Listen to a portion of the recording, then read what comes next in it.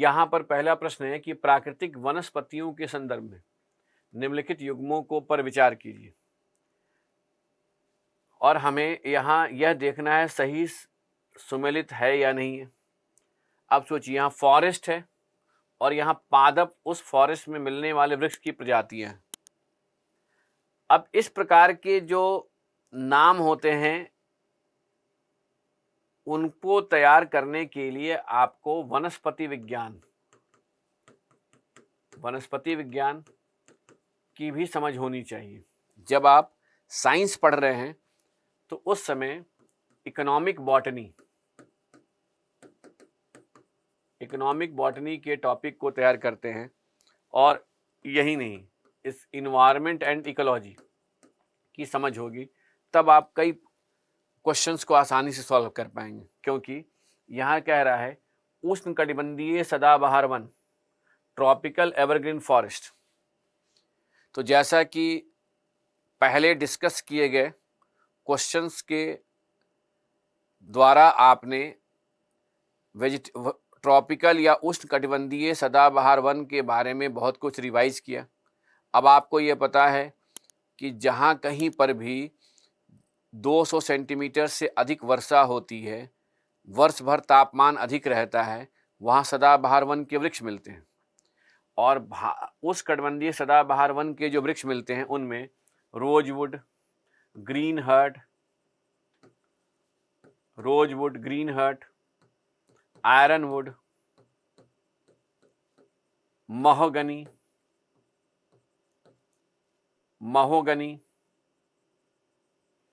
Ebony, इन सब के वृक्ष मिलते हैं। तो इसमें क्या करना है कि अब एक बार आपने ये क्वेश्चन देखा तो रोजवुड तो उष्णकटिबंधीय सदाबहार वन के वृक्ष होते ही हैं, उसके अलावा अन्य भी जो वृक्ष मिलते हैं उनको भी यहीं पर आप एक लिस्ट बनाएं और रिलेट कर लिए तो कहेंगे कि भाई ये तो सुमेल सही है। उष्णकटिबंधीय आर्द्र पर्णपाती वन के वृक्ष 200 सेंटीमीटर से कम वर्षा और 100 सेंटीमीटर से अधिक वर्षा वाले क्षेत्र में मिलते हैं। 100 से 200 सेंटीमीटर तक वर्षा वाले क्षेत्र में मिलने वाले उष्णकटिबंधीय आर्द्र पर्णपाती वन को हम मानसूनी वन भी कहते हैं।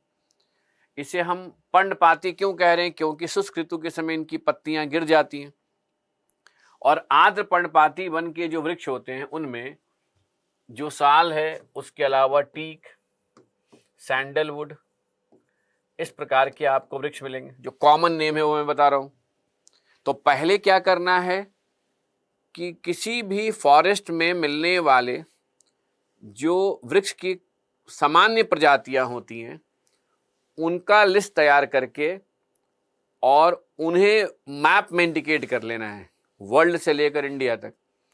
और इसके आधार पर आप फिर इकोनॉमिक, इसके आर्थिक महत्व को आगे आप रिसोर्स से भी रिलेट करके देख सकते हैं। कई बार आप संसाधन का अध्ययन करेंगे तो वहाँ कुछ नई प्रजातियों का नाम सुनने को मिलेगा, तो इस आधार पर क्या कहेंगे, ये भी करेक्ट है क्योंकि साल के वृक्ष हैं। अब देखिए, शीतोष्णकटिबंधीय वन, टेम्परेट फॉरेस्ट, तो मैग्नोलिया, अब यह नाम है, ये कॉमन नेम नहीं है। मैग्नोलिया जो है यह north America, south America, Bharat के हिमालय और पूर्वी एशिया, ईस्ट एशिया के नेटिव प्लांट हैं जो कम तापमान वाले क्षेत्र में मिलते हैं। यानी जहाँ की जलवायु दशा, जहाँ 15 डिग्री सेल्सियस से लेकर 18-20 डिग्री सेल्सियस तक टेम्परेचर होता है, वहाँ पर आपको समशीतोष्ण वन के वृक्ष देखने को मिल सकते हैं। और मैग्नोलिया जो है north America, south America, Bharat के साथ पूर्वी एशिया में मिलने वाले नेटिव, यहाँ के जो यहाँ की मूल जो है प्रजातियां हैं।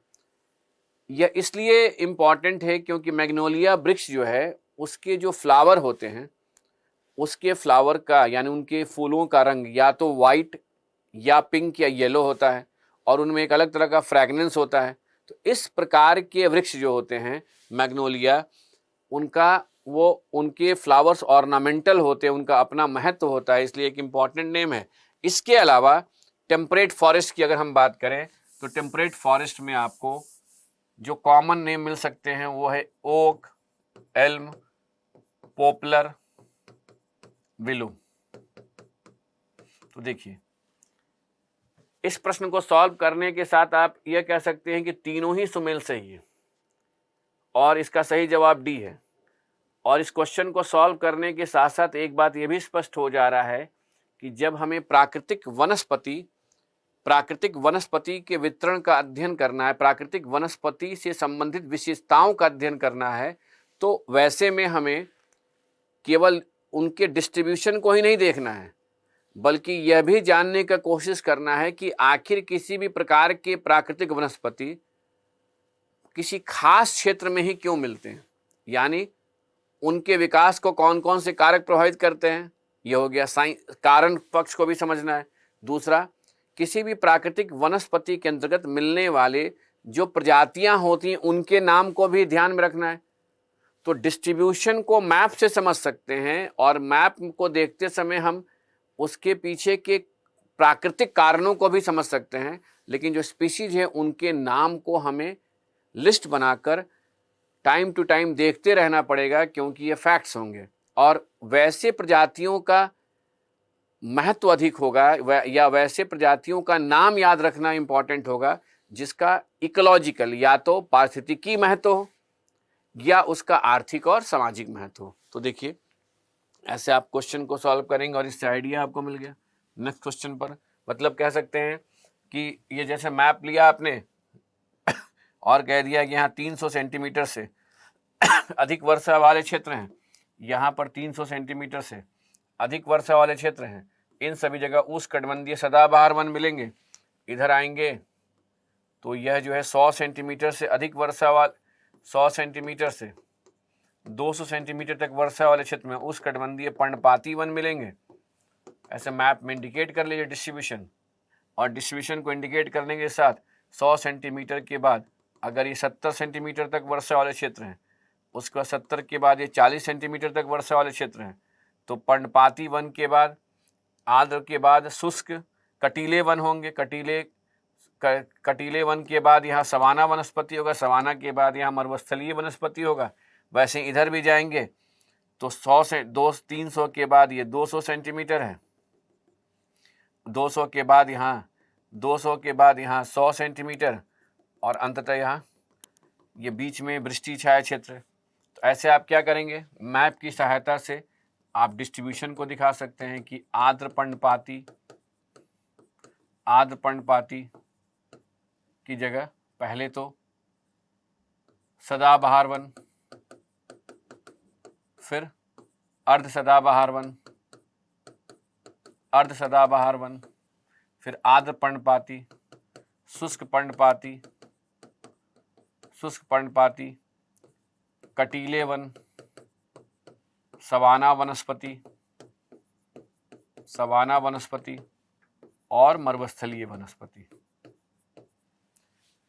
तो भारत में समुद्र जल स्तर से 900 मीटर की ऊंचाई तक, जहां वर्ष भर तापमान अधिक रहता है, 20-22 डिग्री सेल्सियस तक रहता है, वहां पर आपको उष्णकटिबंधीय वनस्पति के वृक्ष मिलेंगे या प्रजातियां मिलेंगी 900 मीटर की ऊंचाई तक। और जैसे जैसे वर्षा की मात्रा कम होती जाती है, वैसे वैसे वनस्पति की सघनता और जैव विविधता कम होने के कारण उष्णकटिबंधीय वनस्पति का विकास सदाबहार, अर्ध सदाबहार, आर्द्र पर्णपाती, शुष्क पर्णपाती, कटीले, सवाना और मरुस्थलीय वनस्पति क्रम में होता है।